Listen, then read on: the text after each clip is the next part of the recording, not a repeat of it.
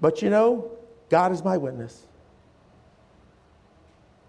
And I don't know how many of you agree with me down in your heart of hearts, but I can say with true honesty before God that one of my greatest joys in life is seeing other people get blessed and doing things for other people. I love doing things for other people.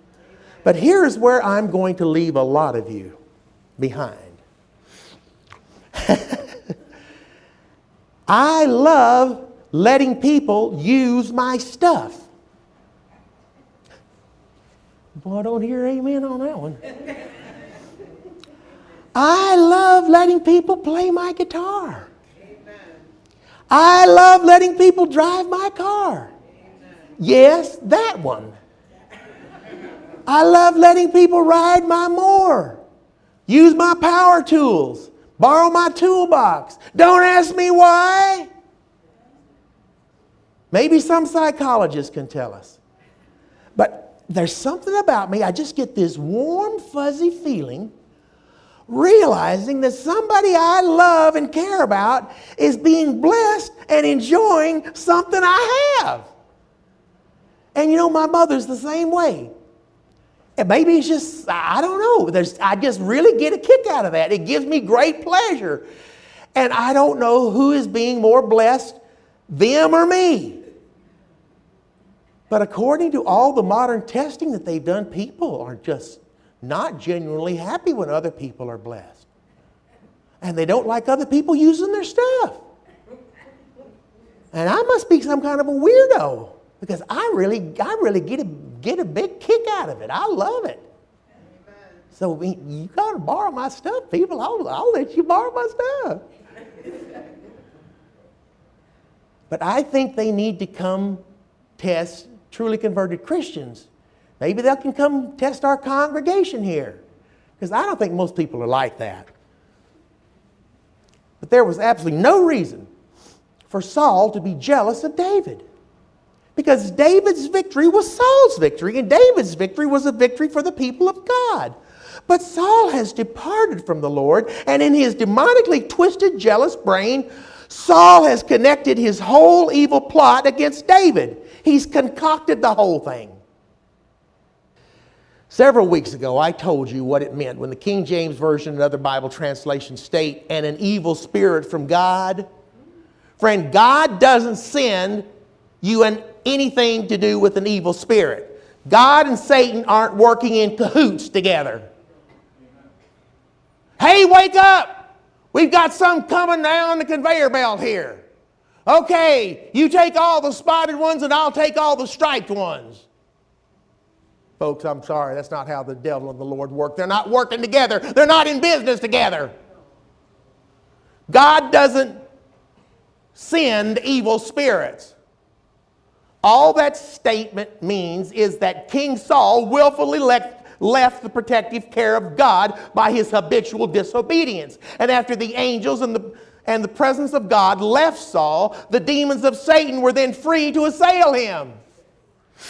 And so verse 10 says, and it came to pass on the morrow that the evil spirit from God came upon Saul. So now that Saul was no longer under the protection of God, Satan's demons converged on him.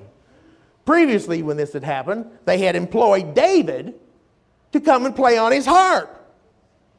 And David's beautiful music and singing soothed King Saul. But amazingly, this same music, that these original compositions that had once been so soothing to King Saul, now sent him into a demonic rage. And he does the unthinkable. Continuing on to verse 10, and there was a javelin in Saul's hand, and Saul cast the javelin, for he said, I will smite David even to the wall with it. And David avoided out of his presence twice. David's playing along. Much of the time, a fine musician may have his eyes closed while he's playing. You've seen piano players, they close their eyes and they're shaking their hair. And David barely has time to duck when Saul grabs a second one and zing! This thing barely misses him. and they're still quivering in the wall. Bing! I mean, maybe the first time, David just thought, well, that the king was having a bad hair day. But the second javelin, I think David knew that it was more than that. Verse 12, and Saul was afraid of David.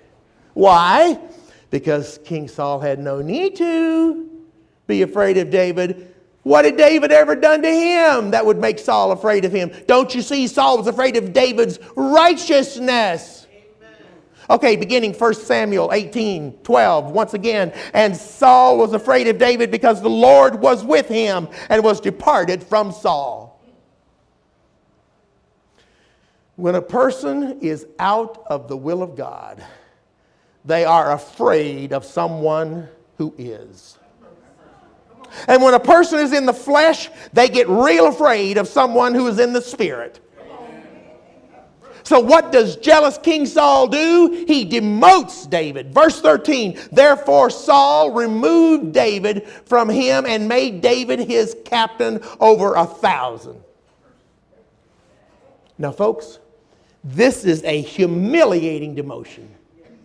David has been in King Saul's inner circle, his cabinet, his personal assistant, chief of staff, and personal bodyguard, all wrapped up into one. And now he's been demoted to go oversee some little army troop out in Fort Podunk in the middle of nowhere. You know, it's really a hard thing to take when you are publicly demoted and embarrassed and humiliated before your colleagues, before your family, before your friends. But you know something? David gives no indication of bitterness, of complaint, of disgruntlement. And in verse 14 it says, he behaved himself wisely. Amen. In all his ways. And I love that last part. And the Lord was with him. Amen. Now, who does this remind you of? That's right. This sounds like Joseph. And boy, did we ever spend most of 2007 going through the ringer with him. And time after time after time, the Bible would say, and the Lord was with Joseph. Amen.